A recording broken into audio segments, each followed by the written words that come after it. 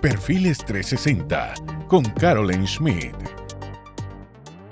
Bienvenidos a esta edición de Perfiles 360, un programa muy interesante donde vamos a hablar de sostenibilidad. Está con nosotros Pablo del Arco, bienvenido. Muchísimas gracias. Socio director del Grupo Valora, que es especialista en temas de sostenibilidad tan importante. Y bueno, primero gracias por estar aquí en Panamá. Ustedes.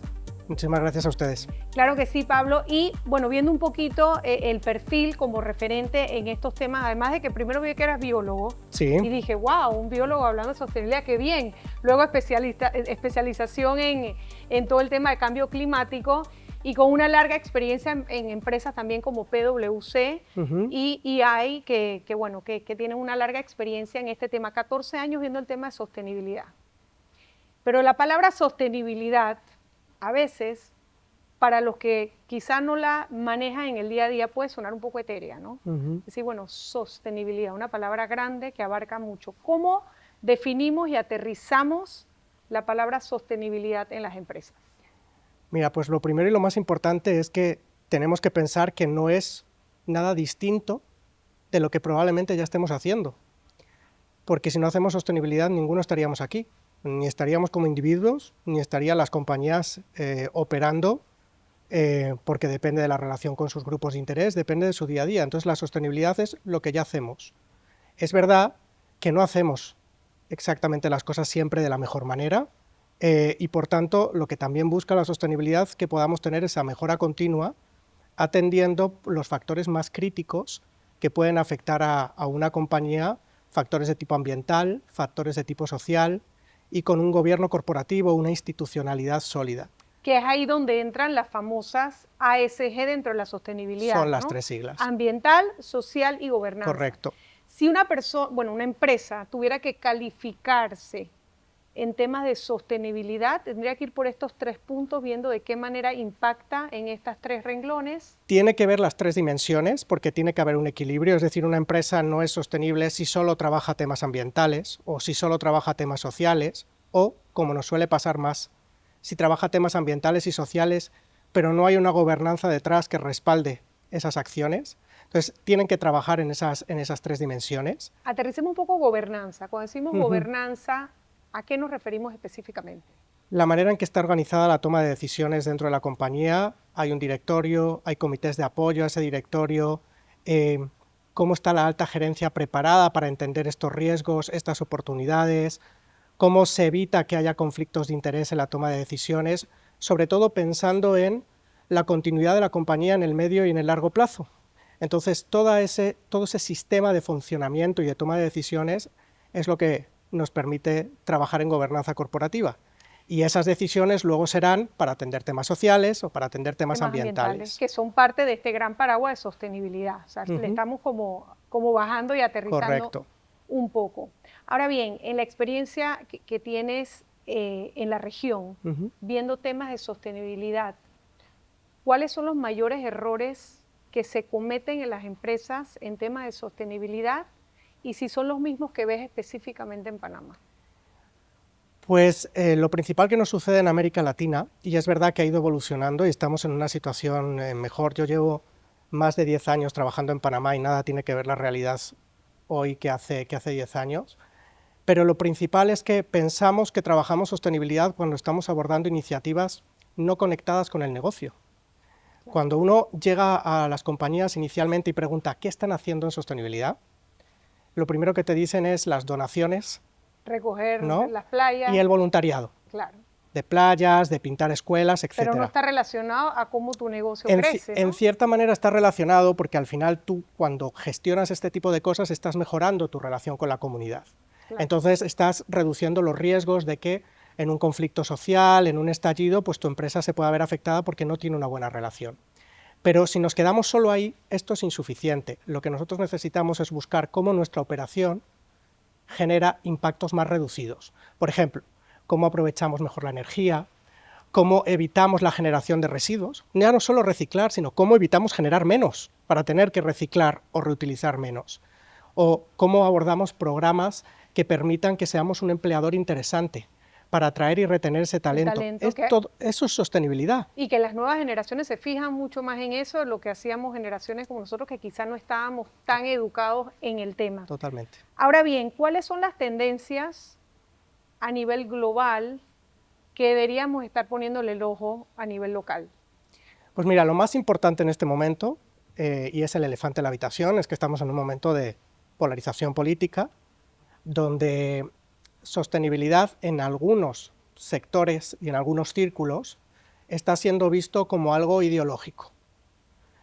Por eso está metido dentro de ese enfrentamiento.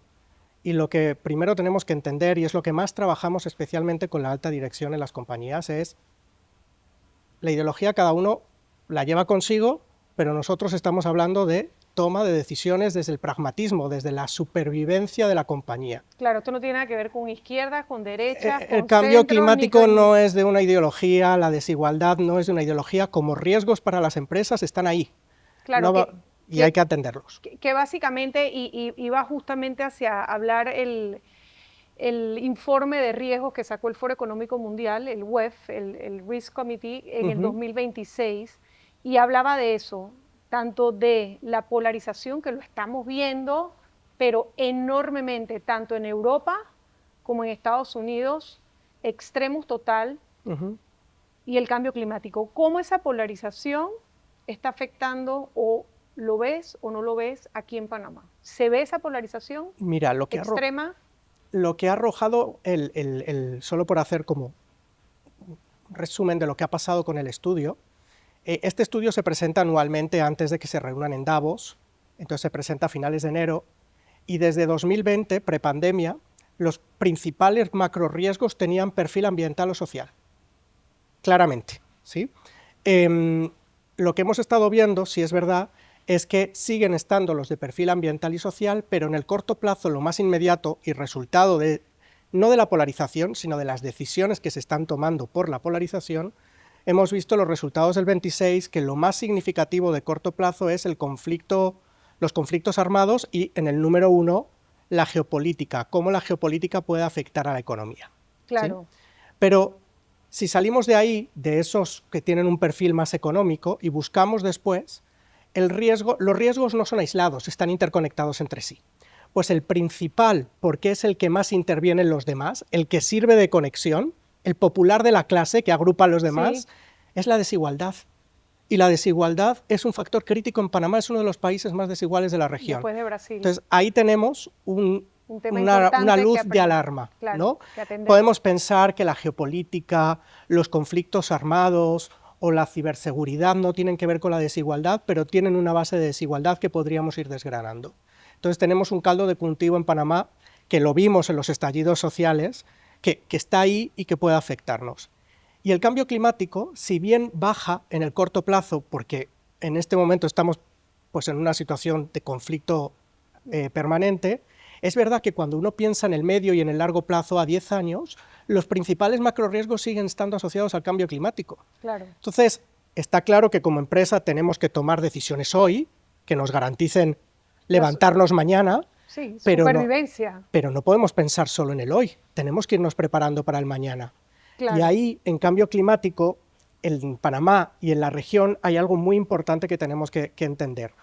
Nosotros estamos muy influidos por el norte global, no lo podemos evitar, ¿no?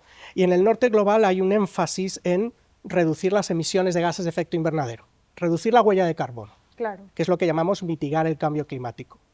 Sin embargo, nosotros nos paramos en Panamá, nos paramos en la región, y son países que en el conjunto global son poco emisores. Claro, no tienen Entonces, ese problema. La estrategia de Panamá y la estrategia de la región y el apoyo a las empresas y las decisiones que tienen que tomar sus líderes es trabajemos en adaptación al cambio climático, porque no lo vamos a frenar. Entonces, claro, ¿cómo garantizamos que nuestras operaciones puedan sobrevivir? ¿Cómo invertimos para que esa planta, esa maquinaria, esa ruta de comercio que hemos establecido no afecte justamente siga funcionando? Claro. Vamos a hacer una breve pausa, Pablo, enseguida vamos a conversar. Me gustaría que tocáramos el tema, si en este informe de web salió el tema de la inteligencia artificial y de qué manera entra como un riesgo, algo que nos ha estallado a todos y que como que no, todavía ese toro no estamos lo podemos... viendo cómo lo tomamos. Vamos a hacer una breve pausa, enseguida regresamos con muchísimo más de esta interesante entrevista, no se vayan.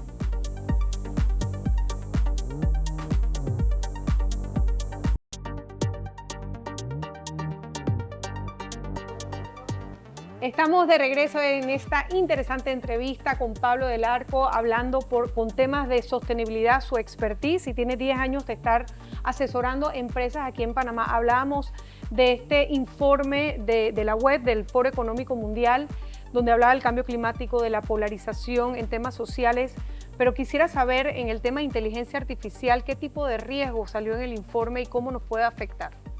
Pues la manera en que se interpreta de manera más clara la inteligencia artificial por el Foro Económico Mundial en este informe es la misinformación y la desinformación, ¿vale? Como riesgos que parten de la inteligencia artificial.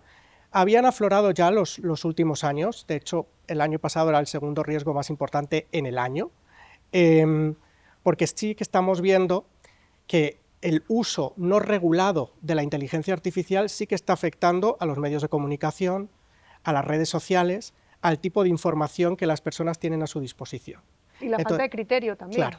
Entonces, ahí es donde está el principal riesgo, cuando la población no toma decisiones correctamente informado y, por tanto, pues, se producen una serie de fenómenos en cascada, incluyendo pues, el perfil político, por ejemplo, que estamos viendo. Y este es un tema que me imagino que va a dar mucho todavía para tocar en las mesas de conversación. Claro, aquí lo importante es no demonizar la IA. Ni siquiera nosotros que trabajamos en sostenibilidad, pero que lo hacemos desde un enfoque de competitividad empresarial, no demonizamos la IA. La IA tiene un enorme potencial, lo que tenemos que entender es cuáles son los riesgos que están asociados. Uno es ese, otro es la manera en que se va a utilizar la data, lo que llamamos, bueno, el posible riesgo de uso para el control de los ciudadanos, ese es uno de los grandes riesgos de la IA, y luego el enorme riesgo que supone para el sur global, incluyendo América Latina, la IA. Porque la IA se nutre de datos para tomar las decisiones más acertadas, para entregar la información más correcta. Y la mayoría de los datos y el entrenamiento de los motores ha sido a partir del norte global. Claro. Entonces, es una manera esa brecha, muy fácil también de manipular o sea, porque si los datos vienen de un solo lado, es complicado. Sí. Pero bueno, creo que de la IA nos podríamos quedar hablando todo el programa, pero quiero avanzar también en temas de sostenibilidad, en el rol que tiene el CEO. ¿Qué tan importante es la cabeza a la hora de lograr una verdadera sostenibilidad y transformación en una empresa? Pues mira, cuando yo hablaba antes de que teníamos que dejar atrás esa idea de que la filantropía, de que las donaciones, de que el voluntariado era lo único en sostenibilidad que se hacía en la organización, sino que teníamos que entenderlo más relacionado con el modelo de negocio.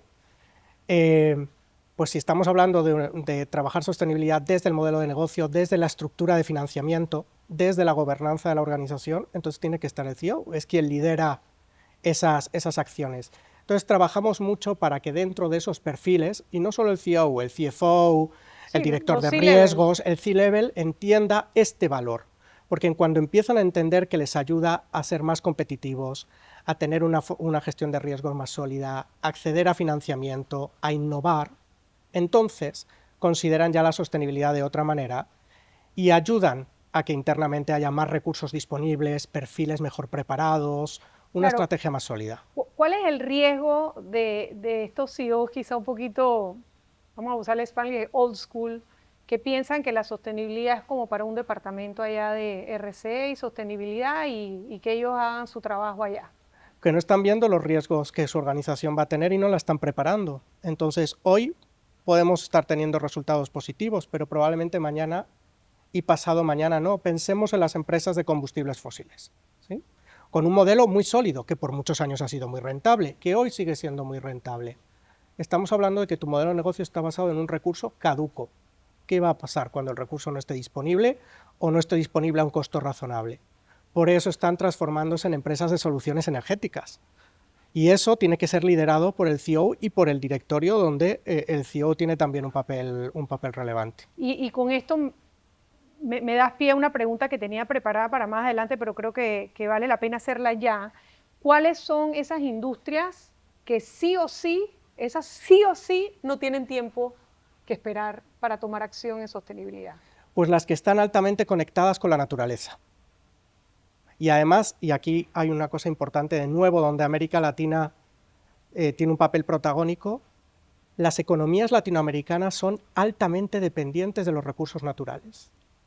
de las más dependientes a nivel global de los recursos naturales. Entonces, cualquier sector que tenga una relación estrecha con la disponibilidad de recursos naturales tiene que empezar a trabajar en esto. Porque en la mayoría de los casos hablamos de recursos caducos, con modelos que han estado sobreexplotando esa disponibilidad. Claro. Entonces, si tú necesitas agua, si necesitas biomasa, si necesitas combustibles fósiles, si necesitas algún servicio que los ecosistemas ofrecen, entonces es muy importante que te pongas a trabajar en resiliencia, en adaptación, En transformación y en todo. porque es bastante posible que tengas dificultades en el corto plazo. Lo hemos estado viendo. ¿Qué le ha pasado al canal con la sequía del 23 Sí, y el el tema del 24? agua. ¿No? O sea, al final, por esa conexión con los recursos naturales.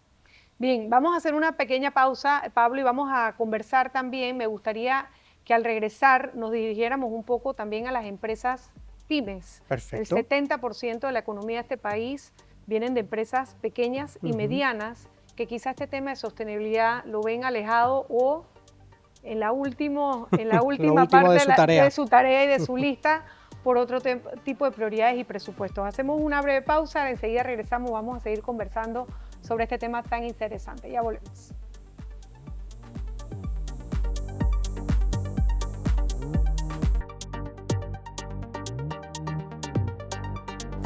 Estamos de regreso con Pablo del Arco, aquí en esta entrevista muy interesante del grupo Valora, que son asesores de sostenibilidad. Pablo tiene 10 años, bueno, tiene más años trabajando, pero 10 específicamente asesorando empresas aquí en Panamá. Y me iba de la pausa hablando del tema de las pymes, cómo Sí. Panamá está estructurada, su economía está estructurada con un porcentaje muy alto de pymes, donde en muchas ocasiones, o la mayoría de ocasiones, pensar en sostenibilidad es desatender muchas veces prioridades muy importantes para subsistir en el negocio. ¿Qué le dirías a este tipo de gerentes generales o dueños de negocios de pequeña y mediana empresa de la importancia de la sostenibilidad y quizás para una empresa que no tiene un departamento, que no cuenta con grandes talentos y presupuesto, ¿cuál sería un modo de empezar? La sostenibilidad es para todos, porque parte primero de la proporcionalidad y de la materialidad.